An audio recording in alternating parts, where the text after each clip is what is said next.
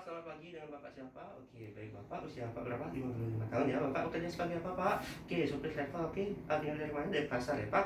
Oke, baik Bapak. Ada keluhan apa? Saya bantu. Sesak ya, Pak. Sesaknya itu sejak kapan, Pak? 3 hari yang lalu. Apakah ada keluhan lain mungkin? Oh, ada pusing ya, Pak. Oh, sakit kepala. Oke, sebelumnya apakah ada riwayat hipertensi? Ada ya. Oke, apakah sering meminum obatnya? Jarang. Oke, dari riwayat keluarga apakah ada riwayat hipertensi ya, Pak? Oh, dari keluarga ada riwayat jantung ya, Pak. Oke, baik Bapak, di sini saya akan lakukan pemeriksaan terhadap jugular venous pressure, di mana pada pemeriksaan ini bertujuan untuk mengetahui apakah ada peningkatan dari tekanan vena dari jugular dari Bapak. Oke, di mana pada pemeriksaan ini Bapak silakan untuk membuka bajunya untuk memudahkan saya dalam melakukan pemeriksaan. Selanjutnya di sini saya akan membacakan setelah dilakukannya pemeriksaan tekanan vena jugular dari Bapak. Sebelumnya apakah Bapak bersedia? Kalau Bapak bersedia, Bapak silakan untuk membuka bajunya dan berbaring di bed ya, Pak. Saya akan cuci tangan terlebih dahulu.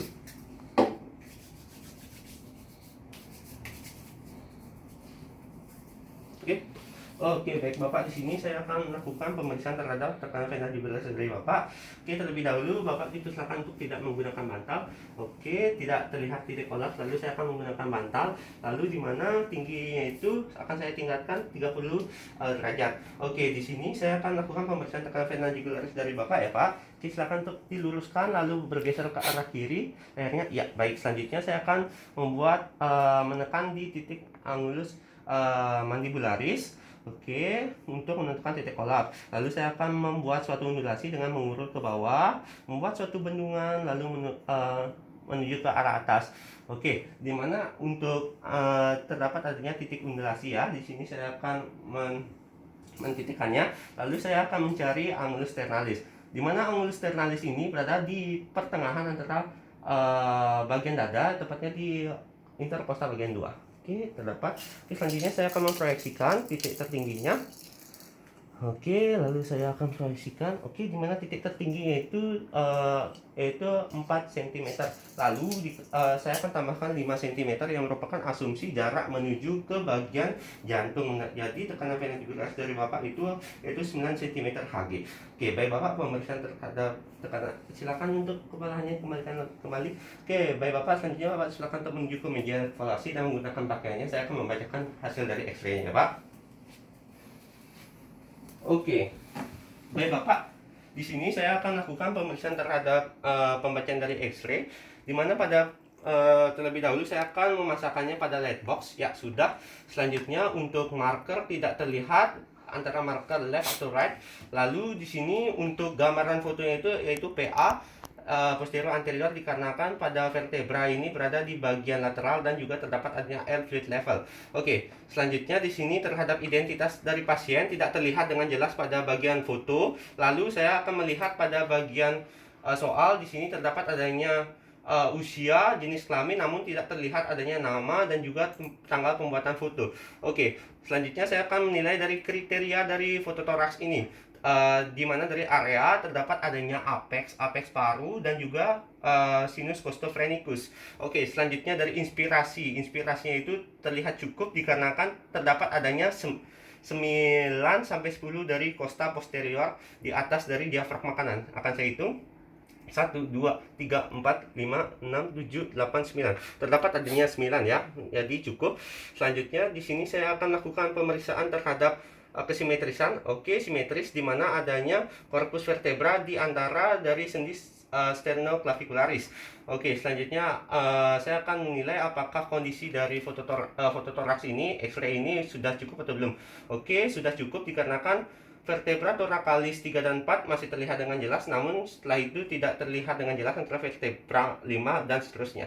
Oke, selanjutnya di sini saya akan menilai pada bagian jantung ya. Pada jantung ini bernilai adanya pembengkakan, terlihat berbentuk seperti oval dengan ukuran.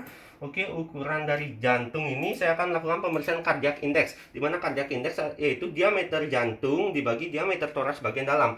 Oke, dari arah kanan terlebih dahulu. Di sini saya akan membuat titik tengah atau middle line.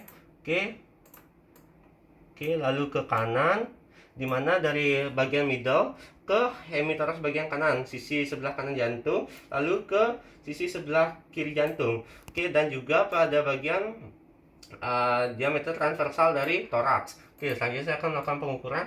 Ya, pada bagian kanan masih dalam batasan normal, bagian kiri oke, terlihat sedikit adanya peningkatan panjang, lalu pada toraks ya masih normal. Oke, jadi secara keseluruhan total dari cardiac index dari pasien ini masih bernilai di atas dari 50% yang menandakan adanya suatu kardiomegali atau pembesaran dari rongga jantung.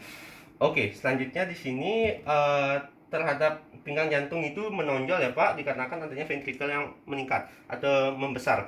Selanjutnya di sini saya akan menilai pada bagian dari identifikasi anatomi dari jantung, di mana pada atrium kanan masih dalam batasan normal, lalu terdapat adanya aorta ascendens, lalu pada arcus aorta masih dalam batasan normal, atrium sinistra masih dalam batasan normal, agak sedikit memuka, namun pada yang paling terlihat jelas yaitu pada ventricle sinistra mengalami adanya pembengkakan menuju ke arah perifer yang menandakan adanya pembengkakan rongga dari ventricle bagian sebelah kiri ya Pak, maaf. Oke, selanjutnya di sini pada apex dari cordis atau jantung ini, apex itu tertanam di bawah diafragma yang karena adanya suatu dilatasi. Selanjutnya saya akan menilai pada bagian aorta, di mana pada bagian aorta di sini saya akan melihat dari apakah terdapat ada aortanya. Oke, aorta terlihat dengan jelas ada arcus aorta ascendens dan arcus aorta. Selanjutnya saya akan menilai dari aorta knob. Oke, panjang dari aorta knob. Oke, di sini dari bagian aorta sebelah kanan ke daerah middle, lalu bagian aorta sebelah kiri ke daerah middle. Oke. Oke, jadi aorta knob ini kurang lebih setelah saya hitung menggunakan pengaris kurang lebih yaitu ya, untuk aorta knob ini kurang lebih bernilai 5 cm yang menandakan adanya suatu dilatasi dari aorta. Selanjutnya saya akan menilai dari elongasi dari aorta.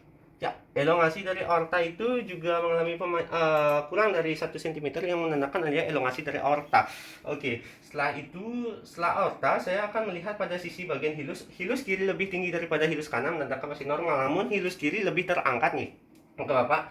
Lalu untuk RDPA terdapat adanya masih dalam batasan normal, kurang dari 17 mm atau milimeter. Selanjutnya di sini saya akan melihat bagian dari corakan dari bronchovascular, di mana pada lapang paru corakan dari bronchovascular Bapak itu masih normal, di mana pada bagian hilus masih tebal, lalu ke bagian perifer mengalami adanya tapering off. Oke, selanjutnya di sini saya akan menilai pada bagian dari parenkim paru. Pada parenkim paru kanan kiri Bapak masih normal tanpa adanya bad wings atau butterfly appearance, dan pada sudut sinus costophrenicus ini masih dalam batasan normal, masih lancip yang menandakan tanpa adanya efusi dari pleura. Oke, baik Bapak, secara keseluruhan kesan yang didapat adanya kardiomegali atau pembesaran dari rongga jantung sebelah kiri ya, atau ventricle kiri Bapak, dengan diagnosis pembandingnya dikarenakan hipertensi atau penyakit jantung lain. Oke, baik Bapak, secara keseluruhan di sini terlebih dahulu saya akan cuci tangan ya Pak.